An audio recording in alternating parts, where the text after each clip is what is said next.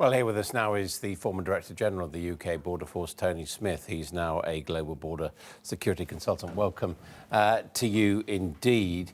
First of all, your reaction to what's gone on today? Very difficult situation. I worked in the Border Force for many, many years. I haven't seen this kind of pressure for a long, long time on the port of Calais. I mean, I think people need to realise that the Border Force will still be there. Everybody still will be checked. There will be a contingency plan in place to ensure that those searches take place. But of course, the big dynamic now is, as your report shows, a very large number of people that are in Calais in the surrounding area. So obviously, when there's a backup like this, when service is disrupted, then it seems as though they can sort of relatively, with impunity, board vessels and vehicles entering the port. I mean, we know in the past some of the camps have been dismantled. But really, is there anything the French authorities can do? Well, the difficulty is returns, really. So, you know, the French, first of all, don't have the same strategic advantages we have over their borders. They don't control the southern borders. So vast numbers of people can drift into France. Some claim asylum, some won't. They go into a process, but even at the end of that process, it's extremely difficult to return people. So they're left in this kind of limbo situation where they haven't really got a clear status in France. They don't necessarily want to stay in France, even if they do qualify for protection. And consequently, you know, there's this push towards the northern French coast to try and get into the UK. And when you've spoken to your opposite numbers in France or French authorities, what do they say about the problem? Well, I mean, there is some good close cooperation going on the things like, you know, the smuggling rings and the intelligence-led controls and that kind of stuff. So there's really good working relationships, both in Calais and at national level. But I mean, the problem, of course, you know, as we've discussed this before, is this huge migration into the EU. And you know, the numbers now are astonishing, the numbers getting into the EU in the first place. And then because there are no borders in Europe, then people can just sort of roam around. Now, we understand 39,000 people were stopped last year trying to get into the UK on one side of the channel or the other.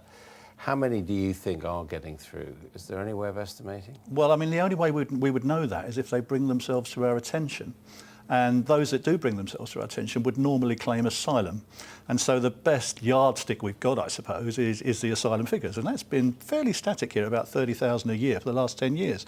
But I can remember a time when I worked in the department when we had 90,000 in a year, and that was before we moved to Calais. And so, you know, there's a significant, if you look at the French, they get 65,000, the Italians 65,000, the Germans 200,000.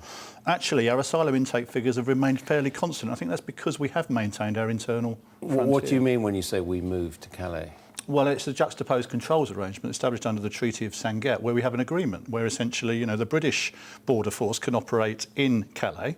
And similarly, you know, the French will operate in Dover. But when people come to the UK, they're checked before they actually enter UK sovereign territory. So if they're inadmissible or if they're found to be trying to enter illegally, then they're stopped there and they don't make it as far as the UK. If they make it to the UK and lodge an asylum claim, then we are obliged to go through a lot of due process.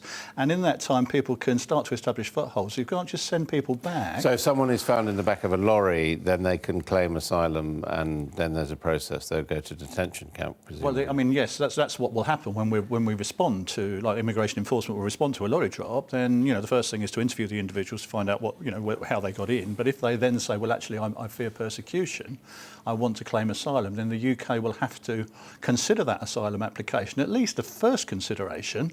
And normally that case should be remitted back to the first point of entry into the EU, which normally will be Greece or Italy. But it's not always clear that they've claimed asylum in Italy or Greece. And then as time goes by, eventually, you know, it builds up asylum applications in the UK. And that's what we've suffered from before. And we've had significant criticisms over many, many years from the Home Affairs Select Committee for not dealing with backlogs. But that's how those backlogs begin in the first place. I mean, as someone who's worked in the services trying to deal with this matter, looking at the global situation in Europe and the Middle East, do you think there's anything really that can be done about people making these journeys? Well, I mean, I think the latest initiative is to try to engage where we can with the source countries, and that is extremely difficult. We were down in Turkey recently at a conference. There's 2 million Syrian refugees just in Turkey alone. They're not going to stay in Turkey.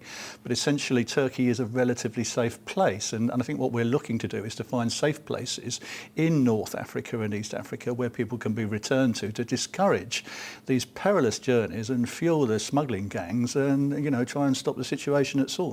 Mr. Smith, thank you very much.